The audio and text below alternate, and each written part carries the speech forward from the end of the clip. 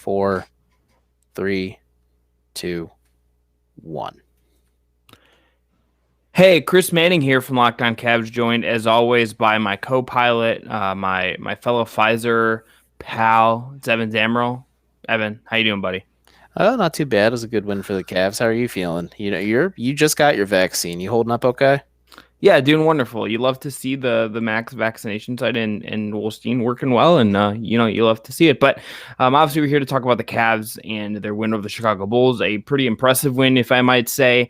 The NBA trade deadline is coming up, so we're going to talk about all of that here on today's episode. I'll come back tomorrow for another video and another podcast, maybe with a guest that we're hoping to get on here, depending on how the day works out. But either way, you're going to have us two schmoes on there. But also want to remind you that today's episode is brought to you by Locker Room. Download the app and join Evan and I. Well, we did it today, but next week around lunch on Wednesday to get in on the action. Locker Room, changing the way we talk sports.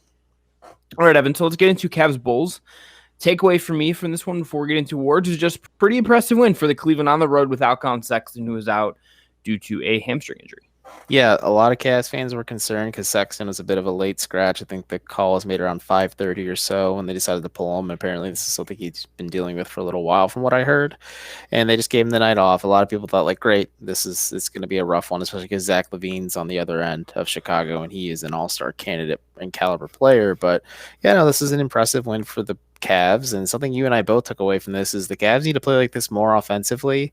And I'm going to be crazy again and maybe get some hate for saying it, but I do think the Cavs need to consider breaking up Garland and Sexton because it is noticeable how much better Darius Garland looks when he doesn't have to share the ball or the floor as often with Collin Sexton. I do think some of that does fall on the coaching staff as well. It does. So I just want to note that I think there's some kind of offensive tweaks that need to be made here. But Evan, let's get into awards. So let's just start with MVP. I'm going to go first in this one. I'm just going to say Darius Garland. This was one of the most complete basketball games I think we've seen him play. 22 points, 9 assists, only 3 turnovers, had 4 rebounds, 4 of 6 from 3. 4 of 6 from 3, 8 of 20 from the field overall. Very close to, he has a couple shots at the rim, just kind of fall a different way. He's close to a 30-point night, but very complete, was really the kind of guy, the guy for Cleveland, orchestrating everything, making it flow, and you kind of love to see it. So DG, the PG, is my pick for MVP here. Yeah, that's a good pick in terms of players. My MVP pick, but it may shock some of the listeners or viewers if you're checking us out on WKYC right now. But no, DG's a great pick. I talked for the longest time that he shows flashes of potential. This is a game where it was a complete package, like you said, for Darius Garland, where I can say, okay, this is a moment when I get why the Cavs drafted him 5th overall and why they kind of view him as the point guard of the future, because he showed range, he showed his playmaking ability. He would have had a double-double tonight, but there was a couple drop passes by some of his teammates, and I'm curious to see what his potential assists were for this game, because I wouldn't be surprised if it's in the teens for Darius. But Chris, my MVP pick actually is JB Bickerstaff. I'm pulling up the numbers right now, but is this the first time we've picked a coach? No, you picked JB a couple months ago, I want to say. But in the first half, Zach LaVine had 18 points for Chicago. In the second half, Zach LaVine had 4 points for Chicago, and it was on 2 of 12 shooting. And that's all credit goes to JB and his staff and making a plan and the adjustment to contain LaVine, who, like I said, is an all-star caliber player and could easily have beaten the Cavs by himself tonight if the Cavs let him get his own. They know I'm sure the Cavs are aware that one of their biggest defensive weaknesses is in that backcourt rotation of theirs. And I know adding a Okoro there fixes things a little bit, but no, it's something definitely noticeable that Zach LaVine was not an impactful player in the second half, and credit where credit's due to JB and his staff. I just want to shout out Larry Nance, 14, 14, 5. Oh, I get 4 from 3. Folks, that's why every contender is calling about Larry Nance's availability and why the Cavs are also saying he's not available. We will talk about one fake trade offer that a very smart basketball person put out there in the universe earlier today, and why I would hang up the phone. All right, so Evan, play of the night for me, I just want to say it's Jarrett Allen blocking the hell out of Lauri Markkanen. Markkanen drives to the rim. Allen just absolutely swats the ball the heck out of the paint, and Jarrett Allen's pretty freaking good. He's been a little up and down, I think, since the All-Star break. I think this is probably the best game him and Allen have played together as a duo. We haven't always seen these guys, I think, comfortable with each other yet. I don't know how to exactly describe that on a first watch, frankly, but 19 and 9 for him, had 3 blocks, and I think the one on Markkanen was was frankly one of the best blocks he's had as a Cav. Just really athletic, really moved his hips to get into position and swatted a very large person's shot attempt just all the way out of there. Yeah, it was kind of a demoralizing block for Markkanen as well, but Jarrett Allen had 3 blocks on the night. He's a very good defensive player. Like you said, he's really freaking good. There's another word we can use, but we don't want to get fired on TV right now. But no, my play of the night pick was Darius Garland was getting hounded. He should have gotten fouled when he was making a layup at attempting a layup in the fourth quarter and wasn't called. The refs kind of swallowed their whistles on that play. He kicks the ball to Isaac Okoro, then he just runs straight to the corner and drains a 3-pointer. It's just a really good play. And like I said, this is just another indicator that the Cavs need to take some notes from this game as well. And if maybe encouraging an aggressive Darius is a good thing for the Cavs, maybe going up against Kobe White is like a draft class rival or something, who knows what, but a very fun game, a very good play for Darius, and just really shows his potential. And shouts to friend of the pod, Justin Rowe, and he has been the Darius Garland truther for the longest time, and I'm sure he's feeling validated right now. Yeah, those team checks just clearing, you know. Hi, Justin, I love you. All right, so Evan, stat of the night. What is your stat of the night here? I want to see where you go with this. The fact that the Cavs had 28 assists on 42 made field goals, and the fact that the Cavs almost attempted 100 field goals, they attempted 93 on the night, but that's just indicative of good offensive basketball. There could have been even more assists for the night for Cleveland if they didn't drop some Darius Garland passes. Ditto for Larry Nance. I wish Larry flirted closer with a triple-double, but I'll take 14, 14, and 5 any day of the week, along with 2 steals and 1 block for Larry. But like the Cavs were just a very cohesive team offensively tonight. And again, this is something they need to kind of take with them for the remainder of the season, is to build an offensive identity, because what Cleveland was doing for the better part of the season offensively was not working. And finding this out for the Cavs, just kind of finding out like, okay, we have some good primary and tertiary creators on this team. Let's work with it. Let's rock with it. Like the Cavs are solid defensively, I would say. Not like world beaters. They're not the worst team in the league anymore defensively either, because they have some respectable players on that end of the floor.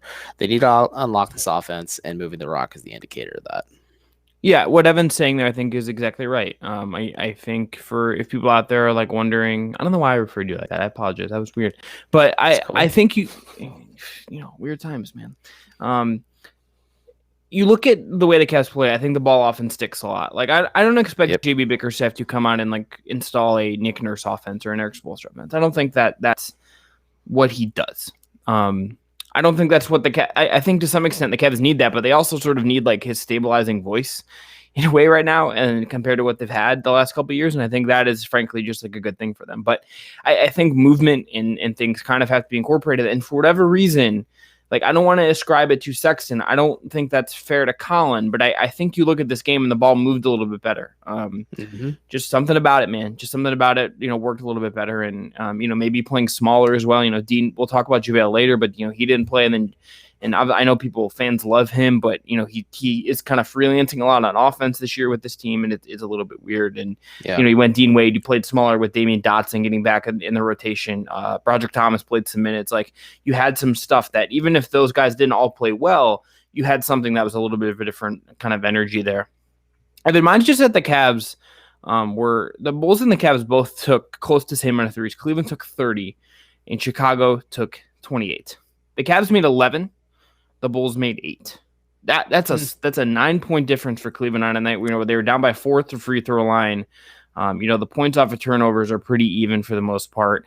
Just that little edge on a night where you got 2 or 3 from Dean Wade, 4 or 6 from Garland, 2 or 4 from Nance, who was very willing to fire. And I think you should kind of feed him to try to make him do stuff on that position, because I want to see him do stuff. Like, he had a really good drive and dunk in this game that we didn't even talk about, but that you put the ball in his hands in the perimeter. He's typically good stuff's going to happen, even if it's just the right pass or something. Jetty Osman, just throwing heat checks, and Dylan Windler can't, those guys were combined 0 of 9, and that's tough when you have 2 wings not shooting like that. But to ultimately have that little bit of a 9-point advantage in a 9-point game, kind of the whole thing right there. All right, Evan, so that's going to be it. Cavs Bulls 103-94. Cavs win. LA on Friday, Sacramento on Saturday. Trade deadline Thursday. Busy week coming up here for Cleveland. They're on another road trip now. 4 games in 6 nights away from Cleveland, Ohio. We'll talk about all of that obviously here on the pod. Next up, we're going to talk a little bit about JaVale and what's going on there with him at the deadline. But Evan, we got some bills to pay. Why don't we do that? We sure do. And let me tell you guys about Sport Trade. Have you ever heard about them? It's where fantasy sports meets the stock market. It's amazing. Sports Trade takes fantasy to a new level, and it's like Robin Hood for fantasy sports. And for those of you who are regular listeners, you know I try to take GameStop to the moon. I'm going to take Sport Trade to the moon with me. Making money with Sport Trade is simple as player values rise and fall based on two factors. One, their statistical performance in each game is compared to their projected fantasy points in that game. The more points scored, the higher their value goes. Two good old supply and demand, baby. The more demand a player has, the higher their value goes. When you're ready to buy shares, pick that penny stock in a rookie with huge upside or grab that blue chip vet who's always a solid performer. Instantly buy and sell as many shares in a player as you like, just like the stock market. Then watch your players battle and their portfolio value rise. Simply go to sporttrade.com, watch the How It Works video, and sign up to get started. Sign up today at sporttrade.com and discover the fun, exciting, and profitable new world of sports trading. This is truly the evolution of fantasy sports, and you'll be amazed. Don't sit on the sidelines any longer and get in the game at sporttrade.com. Also want to tell you about our friends at BetOnline, the fastest and easiest way to bet on all your sports action. And I just want to note, again, the official betting partner of the Locked On Podcast Network. How great is that we have an official betting partner as great as our friends at BetOnline? They cover everything. Awards, TV shows. Evan, I know, is going to throw down some serious coin on the two back-to-back Bachelorette seasons coming up to make up for Bachelor in Paradise not being around. I know he's bummed, but he's excited. Football is over, obviously, but the NBA is in full swing. College basketball is obviously going on, and the NHL is back. And baseball is coming up. Whole bunch of great stuff. Real-time updated odds and props from almost anything you can imagine, and they have you covered for news, scores, and odds. It's the best way to place bets, and it's free to sign up. Head to their website or use your mobile device today to sign up and receive your welcome bonus on your first deposit with the promo code LOCKEDON. That's a 50% welcome bonus. BetOnline, your online sportsbook experts. Again, promo code LOCKEDON, all one word, for 50% welcome bonus on your first deposit. Get all the sports news you need in under 20 minutes with the Locked On Today podcast. Host Pete Bukowski updates you on the latest news in every major sport with the help of our local experts. You'll probably be hearing from Chris and I with the trade deadline tomorrow, but follow the Locked On Today podcast wherever you get your podcasts, probably the same place you find Locked On Cavs. All right, Evan. JaVale McGee didn't play Wednesday, which a day before trade deadline is an indicator, as good of indicator as any, that something's coming. You know, obviously Kyle Lowry played for Toronto, and there's a lot of circumstance surrounding that. But you look at JaVale, you look at Victor Oladipo in Houston. Sometimes this can be a sign that a player is going to be on the move. And I think by all indications, from what you and I are hearing out there, from what it just seems like with JaVale from the Shams and the Woods of the world, I think JaVale is going to be traded by Thursday. I think Cleveland's going to get a second-round pick. It's not going to be anything crazy. But, Evan, I want to ask you this just theoretically. So I think there's kind of an ongoing thing, at least in our little corner of the Cavs internet, where they're talking about, should you trade him? Should he be someone that you're moving on from? I'm firmly in the camp that you should. I understand that, like, he helps you. He's a good locker room presence. I said this in our locker room chat that we did, but it's like I think if you're so worried about JaVale, like, see what I did there? Impacting your locker room, like, it is a thing where, like, if you're so worried that, like, taking that piece out is going to make everything crumble, you have much bigger problems than having JaVale McGee in your roster. And I get that he helps. I get that he gives you good center minutes, but, like, I think another second-round pick to do stuff with, I think is worth it for a guy that, is not part of your long-term future. I think it's just a good value play. And I also just think, like, look, like, we don't know this. I don't think he's, raised a stink or anything like that, but I wouldn't be surprised if JaVale would rather play for a better team as well and get a chance to compete for another title at this stage in his career. I think you do right by the guy in that sense. Send him somewhere. Like, you're not going to send him to a rebuilding team. You're going to send him to a Denver, a Clippers, a Boston, a Brooklyn, somewhere where he can go compete for a title. I think it's all makes sense to move on from JaVale, even though he's been a fun Cav to have around. Yeah, he's been an interesting Cavalier. I was a big fan of the trade when it first happened, when the Cavs got him from the Lakers, especially the fact that they got a second-round pick for their troubles. So if the Cavs are able to get a second-round pick for JaVale, and by all indications from what I've heard, it's kind of what Cleveland's expecting. I think that's what they're going to get. 2 second-round picks for half a season of JaVale McGee services, a pretty big win for the Cavs, and he's played well for Cleveland this year. He's averaged 8 points, 5.2 boards, 1.2 blocks, and about 15 minutes per game, so he can fill in the same exact role for a contender. And like you said, he's been freelancing a little bit on offense. Maybe that offensive production. A little bit is kind. Saying he's freelancing a little bit is a kind of descriptor of how JaVale McGee has played offense in the year 2021. Hey man, it's not Andre Drummond because it goes in half the time, so it's a little bit more fun. So it's not as frustrating, but just to kind of squash some of the qualms. Yeah, JaVale is a great locker room presence. He's kind of a vibe guy. He's really taken a lot of these younger players under his wing. I know for a fact that when Kevin Porter Jr. was still here, the original plan was when KPJ was supposed to come back with the team, JaVale was going to take him under his wing. Because for those of you who don't know, JaVale was a bit of a not as bad as KPJ, but he was a knucklehead early on in his career, and he needed to grow up a lot. And he had a lot of immaturity issues, and I think he wanted to work with KPJ because he doesn't want to see that talent go to waste. But either way, like you said, Chris, the Cavs should do right by him. And by all accounts, I think if they weren't able to trade him, they're going to buy him out. So the Cavs being able to capitalize on this and get an additional second rounder possibly for their troubles will be a huge thing for them. I know people are somehow wringing their hands over a backup 5, but I know Lamar Stevens is probably going to get his 2-way converted into a regular contract, and that means the Cavs have a second 2-way to play with. That means they'll probably just call up Marquise Bolden for emergency depth at the 5. They can play Larry Nance at the 5 as well. I know that's not ideal, but it is what it is there. Maybe a little bit of Dean Wade to get a little funky with it, even though you and I don't necessarily agree with that. The Cavs have options for big man depth behind Jarrett Allen, and if, like I said, like people want to say, oh, second round picks don't have as much value as a first. You're not going to get a first for JaVale, but let's talk about Kevin Porter again. Kobe Altman took 4 second round picks in cash, bundled those together, traded to Detroit for the 30th overall pick to take KPJ. Not saying a similar move will be out there, but the Cavs to have those assets available to make moves like that is a good thing. And also, high schoolers are going to be draft eligible soon. Why not get their draft rights in the second round, then send them down to Canton and let them grow and develop within your system? And the Cavs player development staff has a lot of feathers in their cap right now with how well a lot of these young players, and especially the undrafted players, are playing.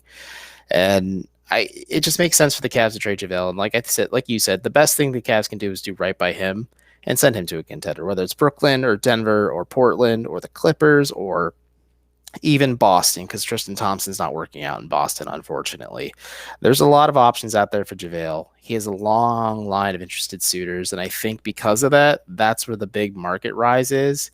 And we were talking about player stocks before. If you want to invest in JaVale McGee, invest now and sell high when you can. But he's also very into stocks, funnily enough. Yeah, he is. It's just he's an interesting dude. Like JaVale McGee's a good guy. Like that's a jersey. Like if Coachella's ever a thing again, and I see a JaVale McGee Cavs jersey, I'll just kind of nod my head and smile. And then I also realize I'm probably going to be in my mid-30s at that point, wondering why the heck you're going to be like 45, just like sipping like a margarita at Coachella, being like, "Why am I here?" I'd be having fun, just vibing, with the kids. I'm young at heart, I guess. I don't know, but JaVale McGee, he deserves the best, and I think this could not have worked out better for Cleveland to get a second-round pick for him. It didn't blow up in their face at all. It was a good trade at the time, and trading him for an additional draft capital line is even better.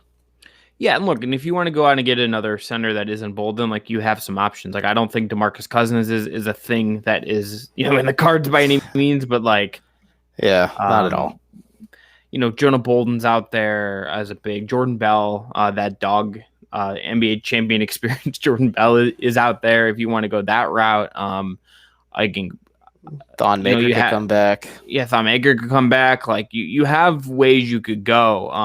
Bruno Caboclo, I think, played a lot of 5 when he found some NBA success, and he's, not signed to a team right now. Like you can go find a center just to eat some minutes for the rest of the season. And John Henson's out there. I mean, like I don't think that's gonna happen, but like John Henson exists. He is around. So like you have ways you could go. Scalabissiere is I believe a free agent. Like you have names you could just go pluck out, run them out, see if you can. There's a lot of bodies the Cavs could slap a minimum on if they don't want to go with a Marquise Bolden or somebody in Canton. There's assuredly a G League guy who has been thriving who they could go out and get. Like I'll just, because I'm a Bobcat, I have to do it. Antonio Campbell is a G League champion.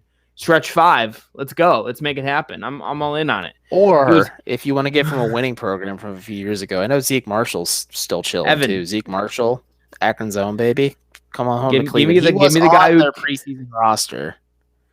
Tony Campbell got a Head of Draft Express video made about him. I'm just saying, like, that's the agenda. The agenda is what I do here, Evan. That's my I ran into Zeke Marshall in the University of Akron, like cafeteria area, if you want to call it, the eating, like the common area for food and stuff.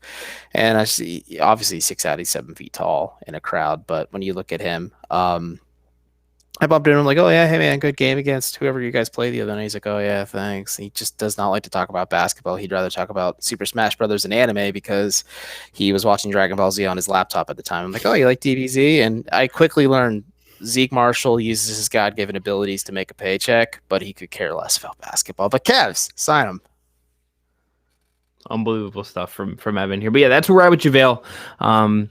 Evan, we'll talk about Drummond in the next segment, but any other bit guys you could see being moved on here? I think it's less likely Jetty's moved on at this point. That seems more like an off-season move unless something materializes that I'm not expecting right now. Like I think that Oubre thing that we talked about on the pod, and that's dead. I'm pretty sure that's dead. Yeah. It seems like if Oubre is getting moved, it's going to be for another bigger piece, not kind of like a bit piece. Like they're going to aim a little bit higher than what Cleveland's kind of doing right now. Any other bit things you think could be on the move?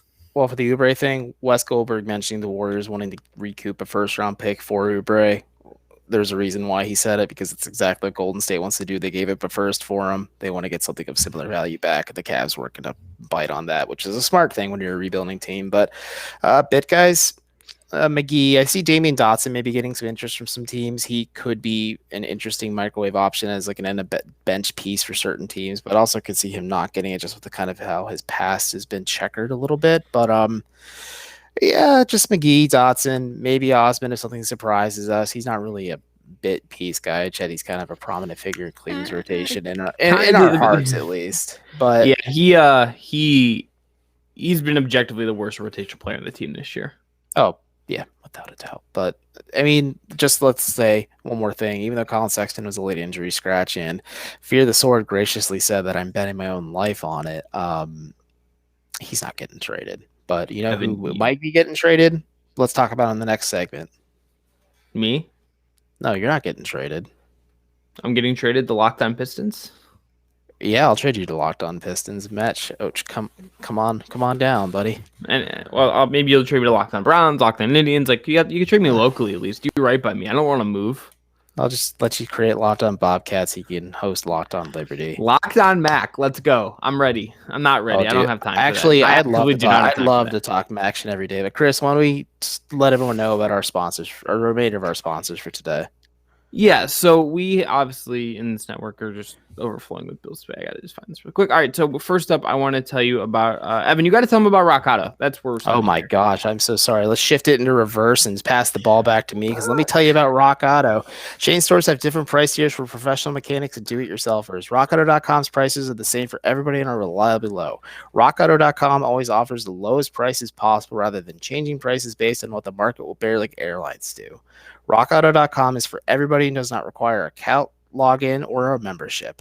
RockAuto.com is a family business. They're serving auto parts customers online for 20 years. They even served me last summer when my AC went out. I almost had to spend $1,400 on that thing. Saved a cool $1,000 with finding the part on Rock Auto. The RockAuto.com catalog is unique and remarkably easy to navigate. Quickly see all the parts available for your vehicle like I did, or choose the brand specifications and prices you prefer. So if you're interested, go to RockAuto.com right now and see all the parts available for your car or truck. Right, Locked On in their How Did You Hear About This box so they know that we sent you. Amazing selection, reliably low prices, all the parts your car will ever need. Check them out today at RockAuto.com. All right, shifting the car back into drive. Chris, take the wheel. Back to you. Grabbing a snack here, because we're talking about our friend at Bill. Oh, yeah. Before we get on a road trip, we got to need them snacks. And you know what's the best snack? Bar. Yeah. Did you get the new ones in the mail? Did you get those puffs in the mail? Did you get those birthday cake? I got the puffs, the birthday cake, the cheesecake.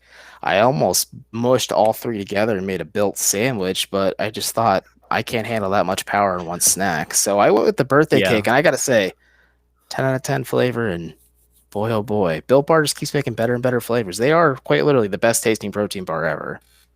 Yeah, we've been telling you about them for a while now. Low calorie, low sugar, high protein, high fiber, amazing tasting protein bars. We literally have a host in the network, Josh Lloyd of Locked On Fantasy Basketball, who's going to have us try to ship. He can't get them in Australia, so we're going to find ways to ship him them. He's going to pay someone to ship them to him in Australia. That's how bad. Yeah, sample. I know he's in Australia, I'm but in. New Zealand's nearby, and this could be his Lord of the Rings moment where his house is, I guess, Mordor, and we're bringing the One Ring of Power as the built bars to him. It's the coconut brownie chunk bar just there. All right, but now we're finding out which Built Bar is the absolute best because it's Built Bar Madness. There's a big bracket. Everyone's seen it. It's a whole lot of fun.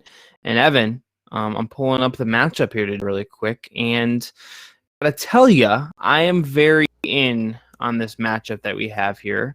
It is a caramel brownie, cookies and cream versus coconut almond. Oh, this is actually kind of tough for me because I do like coconut almond, but I'm going to go with cookies and cream. Tried and true flavor, always delicious. It's hard to believe they are 2 for 2. Cookie dough's another phenomenal flavor of theirs, but cookies and cream is the bomb.com. And as a former thick boy, enjoying a sweet treat like that for next to no worry at all is just amazing.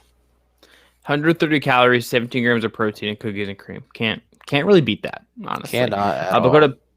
go to build.com or build on Twitter to follow along and use the promo code LOCKED15 to get 15% for next order. That's LOCKED15 to get 15% off your next order at billboard.com and check back to see who won today's matchup and become the best. Also, just want to tell everyone about the Locked On NBA Draft podcast. You might have heard Rafael Barlow on here the other day and checked that already, but if you haven't, you can get more analysis on the top prospects available in this year's NBA Draft with the Locked On NBA Draft podcast. Features scouting reports, draft rumors, mock drafts, and full coverage of March Madness 4 days a week from credentialed draft experts. Subscribe today and follow Locked On NBA Draft. All right, Evan, last segment. Let's talk about Andre Drummond here for a minute. Kevin O'Connor from The Ringer was the first to report that the Knicks are interested in Drummond. They have been a team that has been out there on him for a while now. The very many Knicks people I follow, all of them did not like it, which is very funny to me. I respect you Knicks fans. I get it. Andre Drummond is in this position where the Knicks, basically, by all accounts, it seems like they are trying to get him if they're going to get him because they are pretty sure he's not going to sign with them as a buyout guy. By all indications, I think he's going to the Lakers if he gets bought out. That if I had to bet my life on it, which I would not do because that would be silly, I think he would be going to the Lakers if he gets bought out. I still think that is likely is where we're headed here is a buyout for Andre Drummond. It just seems to be tricky. I don't know what the package would be for the Knicks, but could you see, Evan, a package for the Knicks that kind of makes some sense? Well, when Kevin O'Connor dropped that little nugget, Evan Dammarell of the Locked On Cavs podcast also shared this nugget that exactly like you said. The Knicks want Andre Drummond, but they're worried if he's bought out that they cannot field a competitive or an enticing enough offer to him to make him come there because the Knicks could be a playoff team. They could be a play-in team. They're not a safe guarantee. From what I've heard, the front runners are the Lakers and the Nets in the event he is bought out. But yeah, I could see this happening, and part of the reasoning is Tom Thibodeau is a fan of Andre Drummond, I guess, and he also isn't a fan of the fact that Mitchell Robinson, yes, impressive defensively, is also has a propensity to foul. Ditto for Nerlens Noel, so they kind of want a reliable body there. And I think a center rotation of Drummond, Robinson, and Noel is nothing to sneeze at, especially for a defensive guru like Tom Thibodeau. But in terms of offer, it'd be a reclamation project from the Knicks. You'd probably get Frankie Smokes, you'd probably get Kevin Knox, and then you'd get some type of salary to match.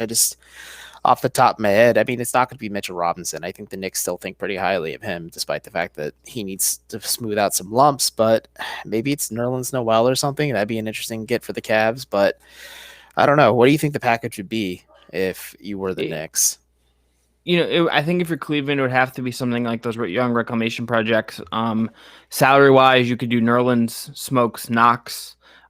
For Drummond, the Knicks have a little bit of cap space, and that allows them to not necessarily have to like. There's certain ways you can kind of get around, all of that working and all of that kind of like logistics in terms of pure salary matching, right? Like you don't have to be in a position with them where you have to take everything back. I think if I'm Cleveland, you probably want Noel. And I'm more interested in Frank Ntilikina, even though he's heading into free agency, than I am Kevin Knox. I'm not a super interested in Kevin Knox guy. You already have wings that I'm sort of interested in. you have to kind of do the 3 players to kind of make it work, unless there's another guy on the end of the roster that kind of interests you. I mean, it could be Knox. You're not obviously not going to get him in quickly, but like would Ignas Brazdeikis, the Michigan product, be someone that you could throw in there to make it work? Like you could do any combination of that stuff, and I think I would be okay with it, especially if you're getting the Cavs. Whole thing with this is I think they want to try and recoup value that they gave up for Drummond in a second round pick. I think that's what they're looking for here. Yeah, I think the second round pick is their baseline acquisition goal, or a young player, I guess. So if I'm them and I can do JaVale to, let's just say, Denver for a second round pick, and then I can trade with the Knicks and I can get Noel to fill center minutes, or maybe I'll buy him out or whatever, because you will have a roster crunch here. Like if you just trade Noel, let's say you trade Noel into like an exception to Denver, and then you trade Drummond. That's 2 guys going out, and then you'd have in this trade you need 3 guys to come in from New York. So Smokes, Brazdeikis, and Noel. Let's say it's that. You go that route.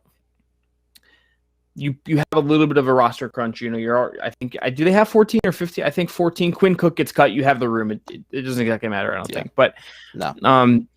Maybe some of the stuff gets moved. Maybe someone else gets rerouted to a third team or whatever. But I look at this and I think, okay, like I'm good with not getting a pick from the Knicks, frankly, because if you get one from JaVale, you already got the other one from JaVale. You sort of already recouped that value. You've got that extra second round pick, and you've at least got like Noel, if he sticks with you, run him as your backup center this year. Schematically, will play sort of like Jarrett Allen will. And then you got 2 players you can take a look at in Ntilikina and Brazdeikis. And I think both of them would be worth some minutes in your rotation, especially if Taurean Prince is out and Cedi Osman continues to just be what he is.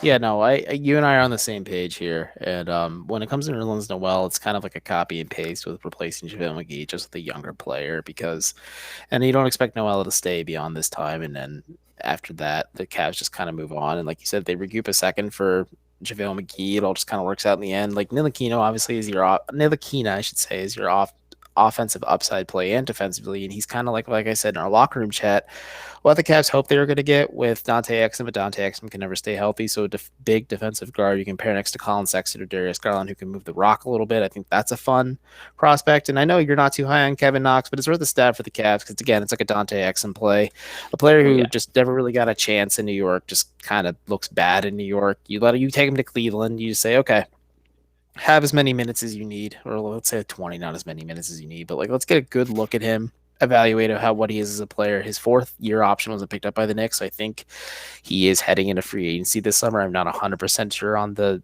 actual calculus of it, but I think that's just not a bad idea overall. But I mean, other than that, Chris, do you think there's any other trade partners out there for Andre?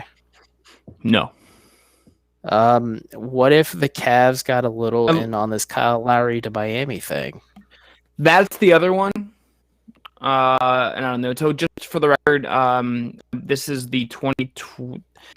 He'll be free agent, restricted free agent Kevin Knox in 2022. So you'd have one more season at $5.8 million of him under deal. That's pretty cheap for a way if you want to just try him out.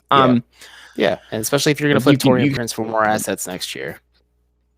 Yeah. So I think I would prefer this to getting involved in the 3-teamer with Toronto and Miami, if that's the way it happens.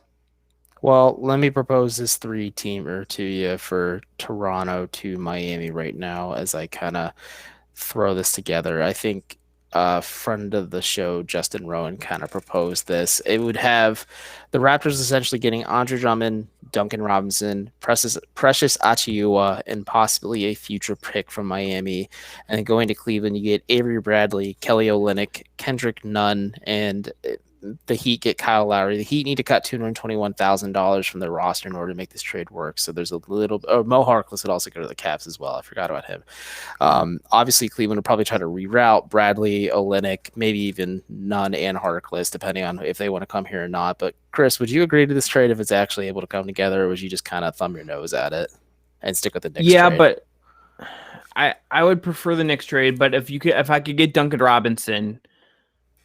If I could find a way to going to Toronto. I'm just saying, if you could get in that deal and you could get involved in a situation where you could get him instead of him going to Toronto, I would be more interested. So let's say you get Kendrick Nunn going to Toronto, Duncan Robinson coming to Cleveland. Would you rather that? Yeah, because I believe in Duncan Robinson as a rotation guy, and the Cavs need shooters. Like Dylan Windler just hasn't worked that well. Jetty Osman hasn't worked that well. Give me Duncan Robinson. He's going to be a restricted free agent. He's going to get the bag, but like I think that you can justify spending money on that kind of player, and you can if you use him correctly. I worry about the Cavs using him correctly, and maximizing him the way Miami has. But I think he would be a good pickup for them if they could get him. No, I absolutely agree. And for I those think of they'll you make a listening, run at him. I think they'll make a run at him in restricted free agency Miami may not be able I to think afford to retain him. they're going to poke around. They're going to poke around on that. I think in RFA if he gets there. So why not just get him in house now if you like him? I would prefer that over. He'd be the most interesting player you could reasonably theoretically get in any of these deals. In my mind, true. That's true. But those listening, those watching, let us know what you think. But Chris, I think we should wrap it up here and kind of let everyone know what we've got going off the remainder of the week and where they can find us. Yes. So here's what's going on across the network. So we'll be doing a show here for Thursday, probably going up Thursday night right after the deadline. There's no game tomorrow, so we won't have anything to recap, but we will cover the deadline in full, break it down where the Cavs sort of fit in the hierarchy of the league after that.